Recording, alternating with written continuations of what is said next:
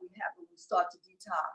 Because even with the environment being still toxic, and the 75% of our children because of the environment, but there's two environments. There is an outer environment, and then there's an inner environment.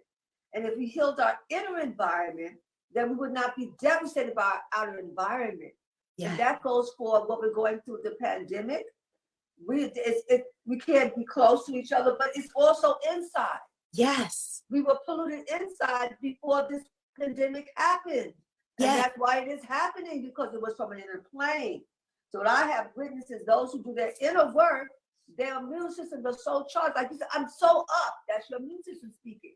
Yes. I'm so protected. I'm so up. My blood is so clean. My colon is flushed out. My circulatory system is excellent. That's what I'm hearing. That's what I'm feeling from you. As a result, your work and your life keeps expanding, and your work and your writings and your vision and your training, because of all the inner work that you have done. So that to me is a testament that if we do our work, then everything will open up. Now, what did you do special during the pandemic? You just came up with one. It's like you keep healing. That's what I'm hearing too. What did you do over since March? We a whole year later, 4 seasons. Yes. And you are, some people at 4 seasons, their hair dead are on their way out. And some are elevated more than ever. Tell us about maybe 3 things that you did to sustain you over this year that others can follow and be inspired by. Yes. So the first thing that I did was that I realized, wow, we've been training for this. Okay. This is what we have been preparing for. You know, that we have been, you know, we didn't know what this would look like. We didn't know how, you know, it was going to show up. But the sages have predicted this moment since time immemorial, and all of the yoga, all of the meditation, all of the ways that we have been eating and purifying our inner temple, and the ways that we have been, you know, challenging ourselves to show up for ourselves. We have been ready and training for this. And I want to share, I want to be very, you know, transparent with your audience, you know, because sometimes they may look and say, well, you know, easy for you to say, you know, but I want to be transparent with you. That was not my first thought. My first thought was panic. Right. Okay. My first thought was panic, because, you know, my parents are retired. My parents are seniors. And, you know, I live in Harlem. I'm a Harlemite, and people in my building started dying. And I left my building and went and lived with my parents for 6 months. You know, and so my first thought, and I was just planning my biggest retreat ever at the Omega Institute. I do usually international retreats, and it was going to be my first American retreat. And it was the day before the launch day a year ago that we were supposed to have our launch event. Yes, that everything shut down. And so my first thought was, oh my goodness. All right. Okay, this is a teacher, not the teacher that we prayed for, hoped for, or expected, but it is a teacher nonetheless. And so what is it that this is here to teach us? That's right. And then that's when I remembered, like I said, that, oh, we have been training for this. We've been preparing for this. You know, this is what we were born for, a time such as this. And that the things that show up for us are not, why is this happening for me, you know, to me? Like, okay, this happening for me. How is this happening for me? And I said, okay. And I went into a creative cocoon. I went into a creative cocoon. Mother Nature said, all right, we're turning things off. And I said, okay, yes, I am open. I am here. I am willing. Use me. You know, and it brings tears to my eyes to share this with you. You know, we've been corresponding a bit about my upcoming book. January last year, or even exactly a year ago last year, I didn't know that this was the book that I was going to write. But the ancestors said to me, this is my daughter. Okay, good. You might want to grab a pen. I'm going to download you. So open up. Yes. They said, my daughter, you may want to somehow capture this, because we are about to pour into you. And it was the most beautiful, creative experience where I tell you, Queen Afua, that these goddesses would not leave me alone. The ancestors would not leave me alone, you know. So that's what you did. So during this year, first you had this fear, you was nervous, you were scared, but that fear ran into your family. So you got close, I'm sure, of your mother and father, you had to take care of them, they took care of you. You had to get out of harm's way, out of the big apartment building, and get close to family. And then you was ready for the download, because you said, I'm open, please, I'm receiving, please let me know what to do during this time, because I know there are answers right now. In that process, this book is coming out and coming out and coming out through you. So tell us about what came through. Okay, so the third thing really quickly that I did on, you just reminded me along those lines of reconnecting with family. I was guided to start a private Facebook for my family members that are in different countries so that we could all unite. And I started to learn even more things about my lineage and our heritage of healing from Ghana to Guyana to the United States globally. So family, family, family, community, community, community. Yes, yes, yes. And so the book, African Goddess Initiation, Sacred Rituals for Self-Love, Prosperity, and Joy, is a love letter from the ancestors through me to us. And when those of us who, as you know, as we know, Africa is not a monolith. It's 54 plus countries, plus all of us who are in the diaspora. We are Africans who happen to be born somewhere else. And so our African culture, you know, for those of us when we were kidnapped and trafficked, we hid our gods and goddesses in the angels and the saints and our stories of tall tales and tall characters.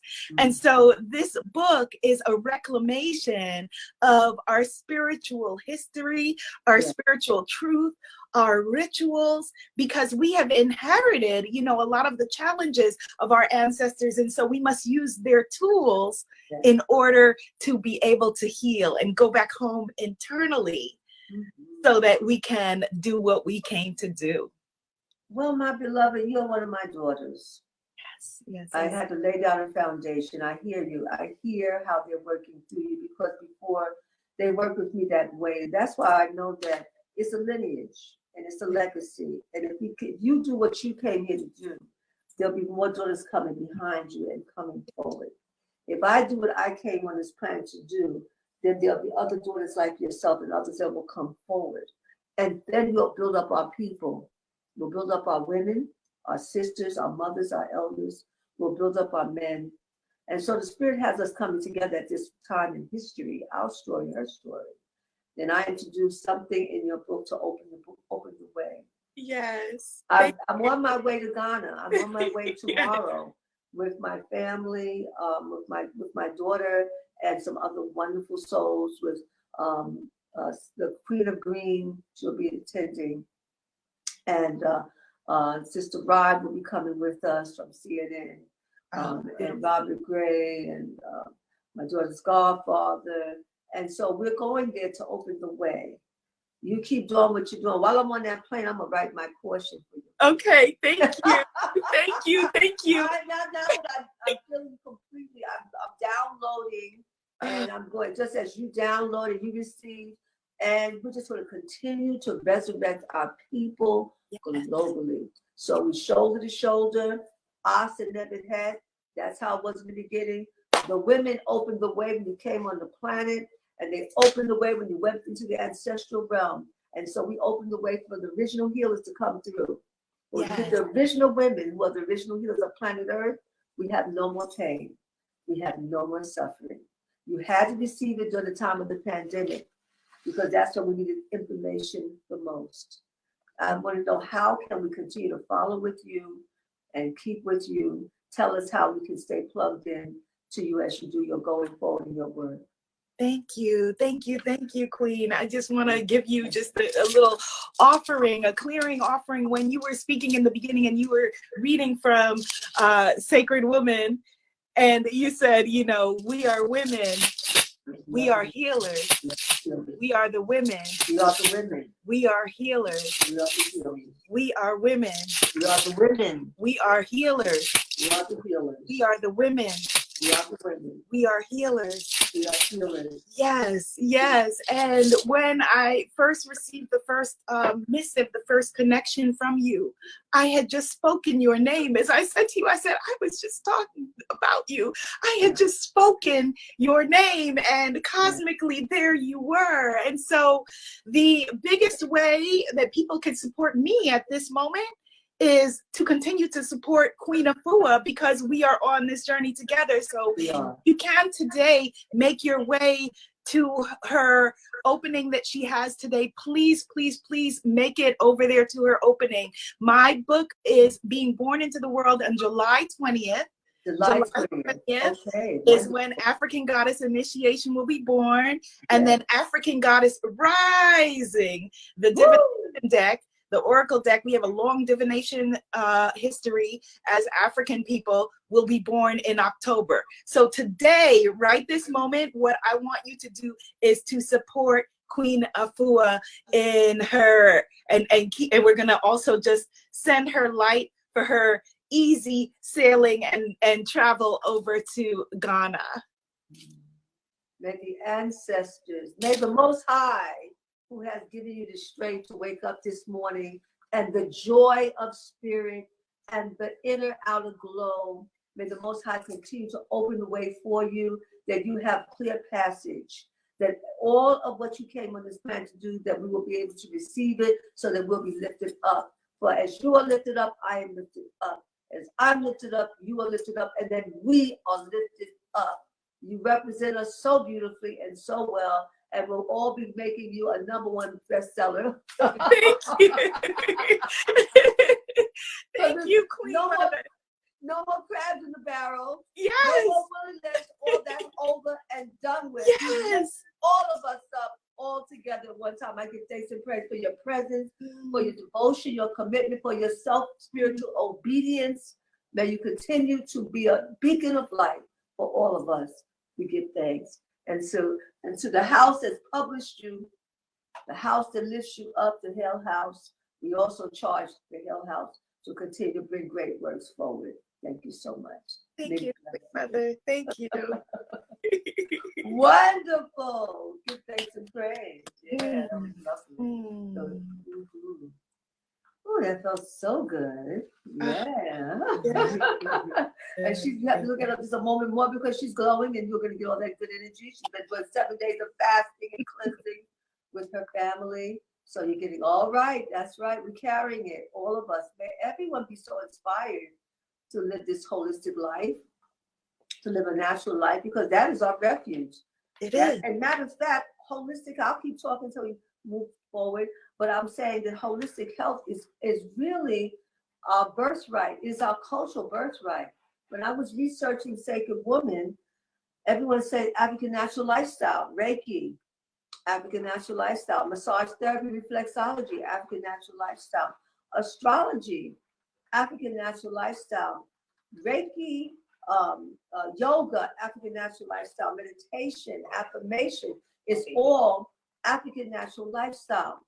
Vegetarian lifestyle, African natural lifestyle. So the deeper you go into researching holistic health, you'll realize that it's not new age. No. You realize it is old age. It's from antiquity, as old as the mountains, as old as the trees, as old as humankind, as old as the first people, the first healers of the planet Earth. So that is why it's time to lift up the woman of color, the melanin woman, because she is the original healer. So if you're looking for a healer, you got to go to her.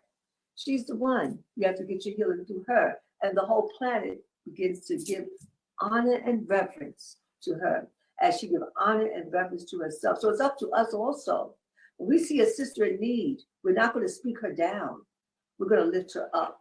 We're going to teach her. We're going to grow her. We're going to help her, because at some point you needed help and healing, and somebody believed in you, and someone lifted you up. So that's the true sisterhood. We sister to sister, shoulder to shoulder. You know who showed us this? Us, the great mother of civilization, and Nebuchadnezzar. Nebuchadnezzar is the helper, the one who supports us in being lifted up. Those two women came together at the beginning of time when the soul went out into the world. And he went out, he was challenged. He was challenged, he was cut up into 14 pieces. Oh, Abiola, you have to end it. Okay. Okay. I'll be talking till tomorrow morning. I'll be still out there right here. Okay. Okay, wait.